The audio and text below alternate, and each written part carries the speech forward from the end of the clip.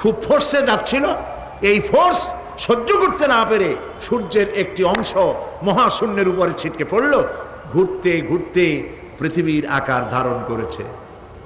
এই হলো ওদের ধারণা, অ্যাক্সিডেন্টের মাধ্যমে নাকি এই পৃথিবী হয়েছে। মূল কথা হলো এইভাবে করে যদি কোনো একটা গ্রহ উজ্জ্বল জ্যোতিষ্ক যাওয়ার কারণে পৃথিবী হয়ে থাকে, তাহলে এখন তো পৃথিবীতে মানুষ ধরতেছে না, মানুষ তো অনেক বেশি বেড়ে গেছে, তাহলে আর একটা জ্যোতিষ্ক দয়া করে সূর্যের পাশ দিয়া যাইয়া আর একটা খণ্ড ফালাই দিয়া আর একটা পৃথিবী বানায় না কেন?